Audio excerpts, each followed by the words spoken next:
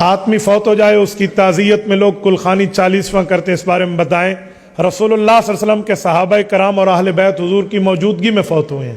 پیغمبر نے اپنے کسی صحابی کے نہ کل کیے، نہ 40واں کیا، نہ 7واں کیا، نہ جمعرات کیا، نہ باقی معاملات کیے۔ حضرت رسول اللہ کی پہلی بیٹی حضرت زینب، دوسری بیٹی حضرت رقیہ، تیسری بیٹی ام کلثوم، چوتھی بیٹی حضرت فاطمہ، یہ 4 بیٹیاں حضور کی۔ 3 صاحبزادے ہیں، ایک کا نام قاسم ہے، ایک کا نام طیب ہے اور ایک کا نام ابراہیم ہے۔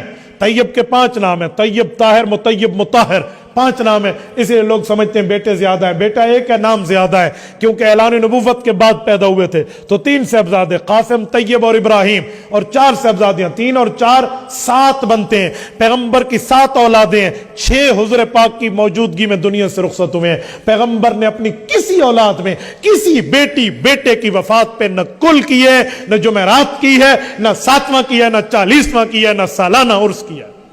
پیغمبر کریم سے ثابت نہیں ہے، نہ حضور کے صحابہ، نہ حضور کی اہل بیت سے۔ آپ کا بندہ فوت ہو گیا، پڑھ پڑھ کے جتنا بخشو بخشو۔ یہ کلوں کی ترتیب کہاں سے نکلی؟ یہ 7ویں کی ترتیب کہاں سے آئی؟ جمعراتیں کہاں سے آئی؟ 40ویں کہاں سے آئی؟ شریعت کی ترتیب نہیں ہے، یہ اپنی رسم، اپنے رواج، اپنے معاملات ہیں، تو اپنے آپ کے ہوں گے۔ خدا کے لیے سے شریعت کے متھے نہ مارو۔